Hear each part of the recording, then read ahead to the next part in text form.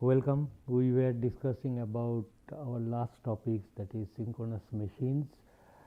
Uh, Let us see how far can we go. You recall that a synchronous machine has a balanced three-phase winding generally on the stator. Synchronous machines are made generally of large power in the range of megawatts. So, so, so the stator winding is a balanced three-phase winding, just like that of the stator of a three-phase induction motor. There is not much of a difference, but on the rotor you have got a winding which gives you, I mean, DC current you pass.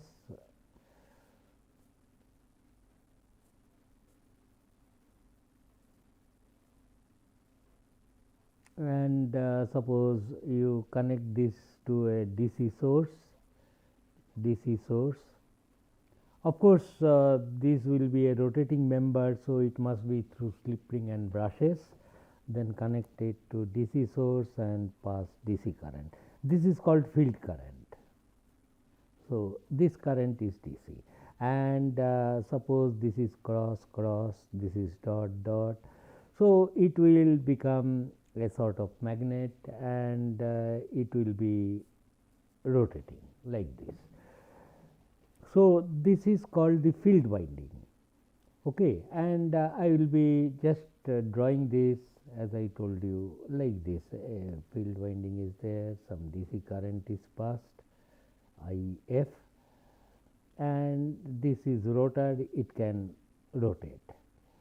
Now if you rotate such a field, then these coils on the stator will become seat of EMF, because flux linking with the coil is going to change. And if you call this is machine A phase, then if it is rotating this way, this must be your B phase and this must be your C phase to give you ABC phase sequence voltage.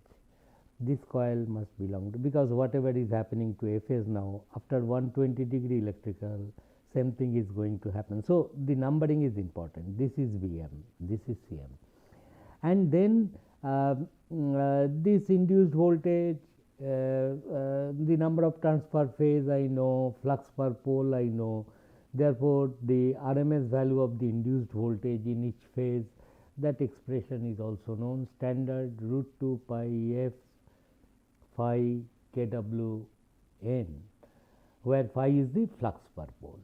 Now, so this becomes a source of induced voltage here. If you wish, you can use that power. Whatever voltage is generated, you can connect a three-phase load and you can deliver power to the load. However, a synchronous machine operation, that is called isolated operation of a synchronous generator connected, that is locally the generator is there, you connect a local load, that is all. But I will we will much more important is to study what happens if this machine becomes a member of your infinite bus. So bus terminals are, I do not know, I named like that, AB, CB, and or source, I think I named AS, B, CS, and this is source side, and BS. Last class most probably I named like that, or it can be. So this is this existing supply, existing bus, where the voltage is maintained. Voltage and frequency, you cannot change it. It is decided by so many generators connected in parallel beyond these terminals. So that is called a bus. Infinite bus, strictly speaking, is one where this voltage remains always constant and the frequency remains constant. Now what is done, this synchronous machine is connected to the bus. The moment it gets connected to the bus, you can understand that the terminal voltage of the machine becomes same as the terminal voltage existing in the bus. Machine terminal voltage I am talking about. So, machine terminal voltage gets fixed by this one, nothing. I mean, I will not be, once these are connected here, you change the field current, whatever you do, but this terminal voltage is going to remain same, that you will not be able to alter. So, that is one of the boundary condition. But the big question I was discussing last time is how to connect these three terminals to the bus. That is, I want to parallel this machine with the existing bus voltage system. So, what you have to do, you have to take a triple pole switch, and then what you do, you connect some lamps. Okay. This, let me go first, last time we discussed, and across the lamps there will be switches which will be in open condition initially. Okay.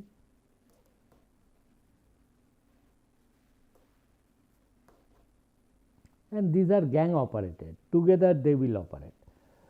So, with this switch, which is called synchronizing switch, you have to synchronize this incoming machine with the bus, synchronizing switch, and this is ordinary triple pole switch. Now, what you do with this synchronizing switch in off condition, you close this switch.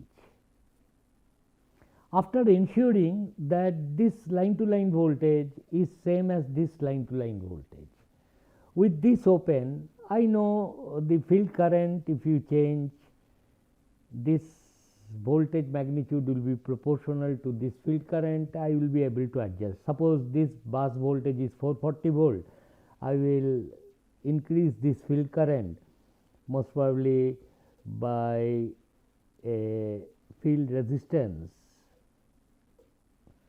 Okay, and vary this rheostat position, field current you increase, flux per pole will be created, voltage you will get, and adjust that field current so that line to line voltage becomes base voltage. What about the frequency? Okay, whatever is the frequency of the bus, based on that, if you know the number of poles, it is presumed you are running the machine at that speed, so that same frequency voltage is induced.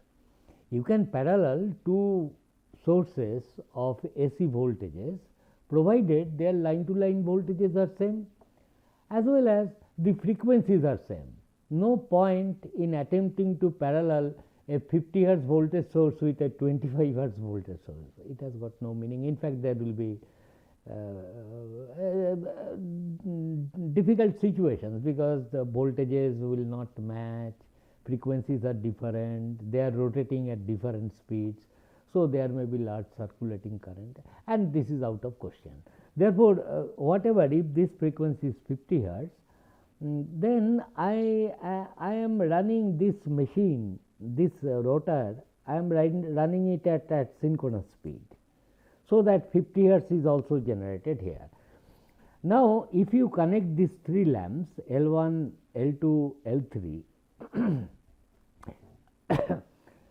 and if the line to line voltages are same on both the supply side and also of the machine, mind you, these two voltages are not still connected. Between them there is a high resistance, incandescent lamps you have connected. So, they are not shorted yet, but how the lamps will then glow now?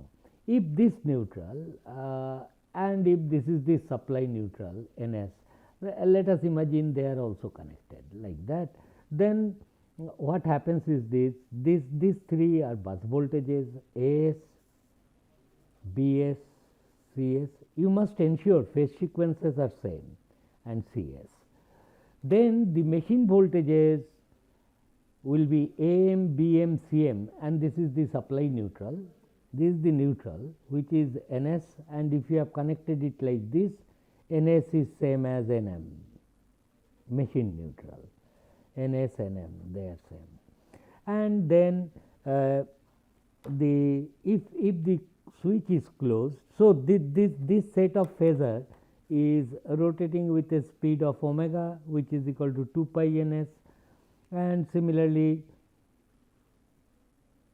this machine voltages, let us use green color, AS, BS,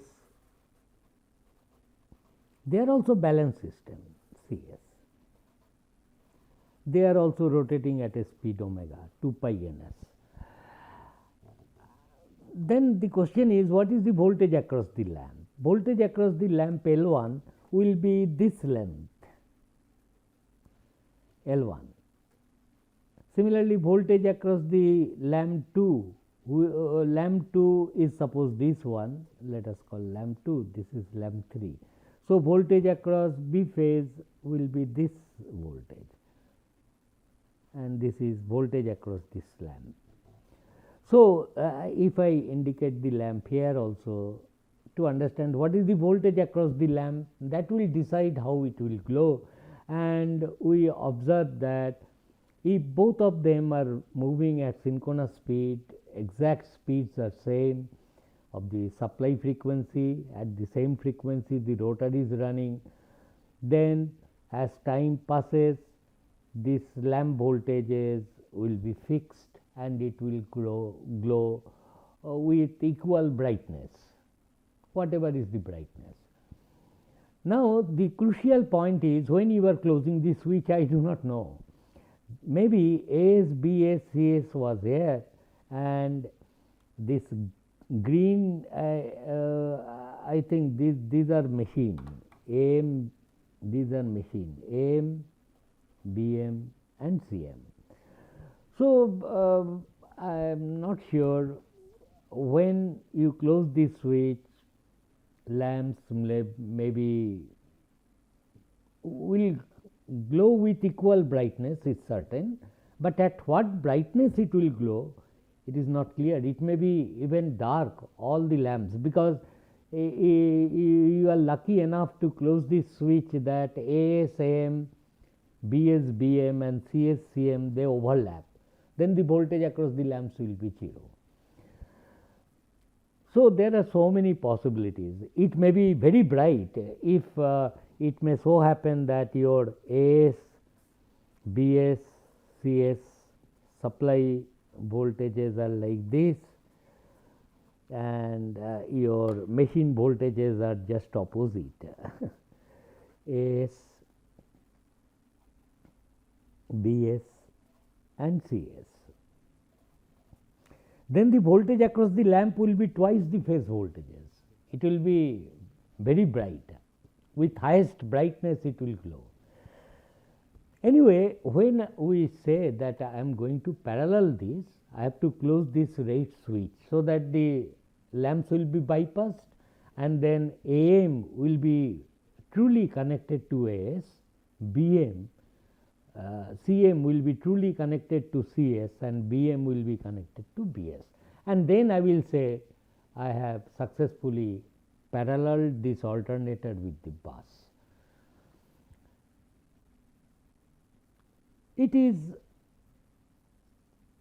quite obvious to demand that you are allowed to close this switch only when all the lamps are dark. Then you are sure that these two sets of EMF are overlapping, and there is no voltage existing between these 2 points. Therefore, no question of any kind of short circuiting you are doing, no circulating current, etc. I think this point is clear. Therefore, I am allowed to close this switch if all the lamps are dark. That is, the situation should be like this.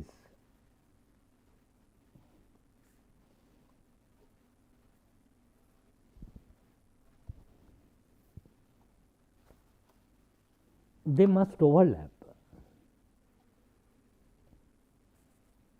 That will be the most favorable point of instant of closing these switches. That is the whole idea.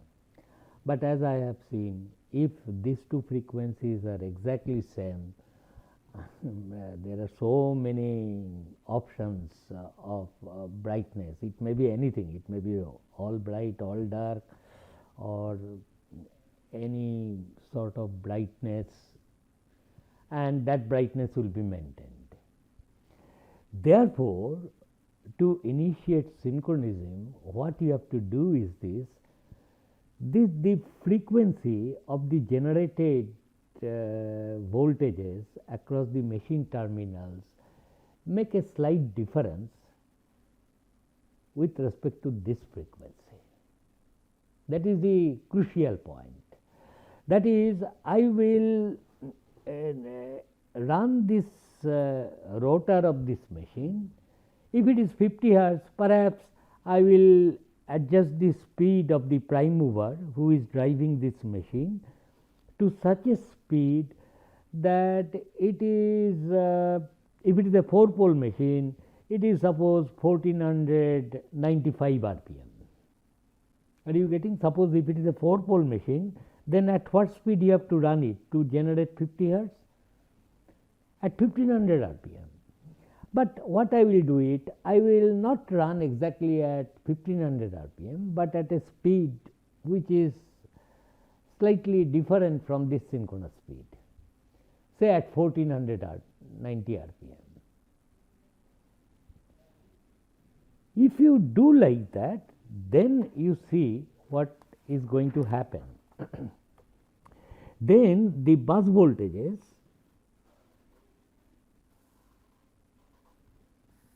so the conclusion is, run the rotor of the incoming synchronous machine at a speed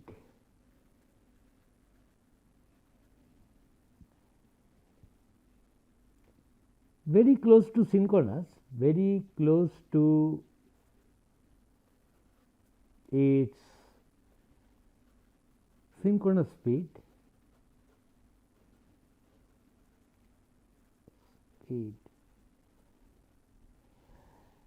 but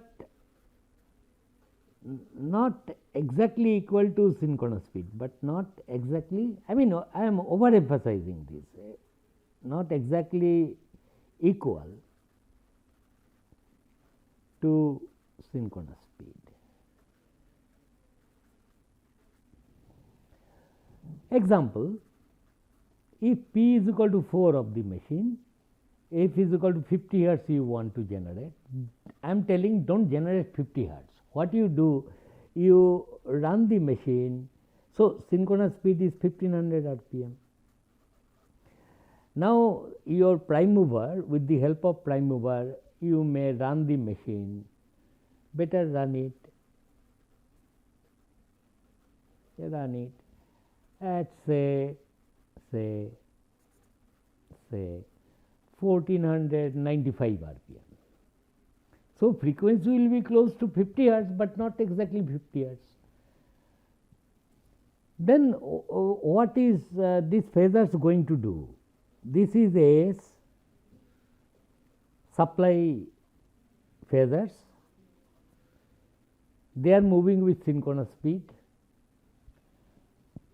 Then this green phasors, it is now moving at a speed which is lower than this omega, is not 2f by p, it is not equal to 2f by p. So, what will happen? It will happen then,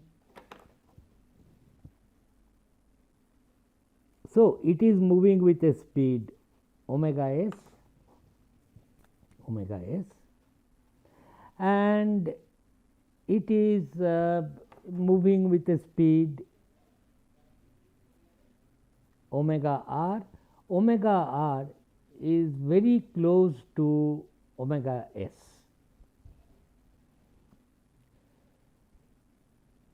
So your this rotor, the incoming machine voltages phasors, it will be moving with the speed omega r. Or I can say that the bus voltage phasors, then what is bus voltage phasors? Therefore, if you imagine that A's, B's, C's are fixed, then these green phasors will be moving with a relative speed omega s difference omega r. If omega r is greater than omega s, then these green phasors will be moving in the clockwise direction, and if it is omega r is less than omega s, this set of phasors will be moving with a speed omega r minus omega s. That clear? So that is the way it will be. Therefore, what I will do, I will pretend that this A's, B's, C's are fixed, and this phasor, if omega r is less than omega s, then is it moving like this with respect to this, or anticlockwise direction? Are you getting? That is, if you freeze A's with respect to A's, B's, C's, these green phasors will be moving with the relative speed, either in the clockwise or in the anticlockwise direction. So omega is greater, therefore, with respect to this, it will be moving this way. Positive, this one. Is it sitting here? It will see that it is moving in the relative speed, either omega s is greater, so it will move in this direction, but at a very low speed, 5 rpm. If it is 1500 rpm, if it is 1490 at 5 rpm. In that case, I have created a situation. This is lamp 1, this is lamp 2, and this is lamp 3 voltages. Therefore, as it moves, the voltage across the lamp will change very slowly, which my eye can distinguish. See, if you connect an incandescent lamp in a 220 volt 50 hertz supply, there you will not find, although the voltage applied sometimes is 0, sometimes is maximum, that, but nonetheless the current is changing from 0 to positive maximum and negative maximum, but brightness does not change. My eye at least will not feel that current 0 thing. But imagine that same bulb is supplied from a very low frequency AC source. Then you will find the lamp is brightening slowly and then once again darkening slowly. Your eye will be able to follow because of persistence of vision, is not at a very high frequency. Therefore, these lamps, now you can easily see, will increase its brightness. It will become maximum when these are opposite here, FS machines, these are opposite, these are A machine, B machine and C machine, and sometimes it will be 0 also. Therefore, frequencies I have not made exactly equal, then there is difficulty. I do not know. One should be very lucky to have that all dark. That probability is very less. Therefore, you must create artificially to understand when these phasors will be overlapping. It is at that time when these two phasors will overlap, there will be instance when all the lamps will be dark, you close this switch. Now, there is interesting thing, the frequencies were not exactly equal, but what they say, the machine will be pulled into synchronism. That speed deficiency what was there 5 rpm or 10 rpm, that will be, the machine will be locked into synchronism. That is the term. However, this you cannot do when the machine is stationary. Are you getting? So, these are very interesting finer points to understand what that synchronization of an incoming machine is there.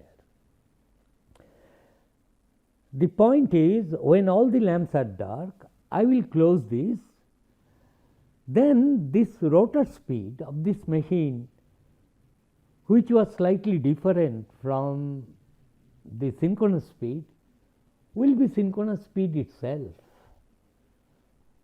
and the machine will be pulled into synchronism. After that, after these lamps are bypassed, this switch is closed, AS, AM, CM, CS, BM, BS, they are all same points, and the frequency of the currents, if any flowing, that will be of the supply frequency. Supply frequency will now decide what is the speed of the machine. Machine will be, this term is important. When all the lamps are dark, when all the lamps are dark,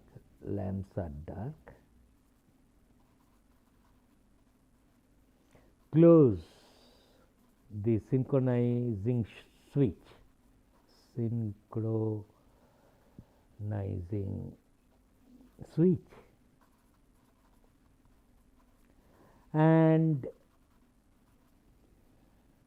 the incoming machine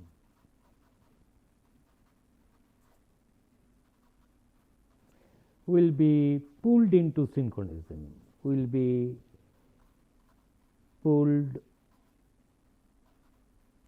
into synchronism.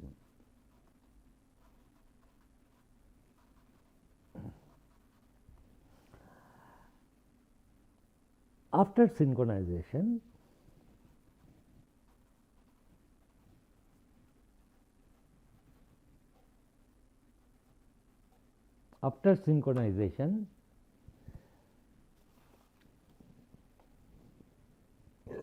rotor speed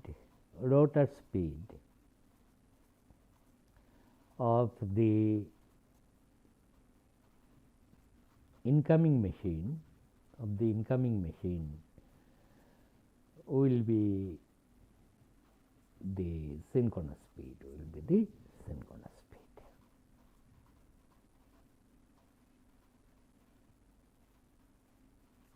That is all. Now, there are other methods. I will not go into that. If you have understood this, there is another method of lamp connection, which is called two bright lamp method of synchronizing a incoming alternator or synchronous machine with the bus. Now, after so those things you will be able to understood. Of course, I have included those things in my lab, including what is the voltage across the, what will be the nature of the voltage waveform across the lamps. Those things I have done there. This much is needed in order to further advance into this course. That is, I will be dealing with synchronous machines which are connected to the bus. Now, the question is, what do I mean by a synchronous machine connected to the bus? That is what I have explained. Now, in my subsequent lectures, I will assume that this synchronous machine has been synchronized by somebody earlier and it is connected to bus. That means, these terminal voltages are same as the bus voltages. We will continue with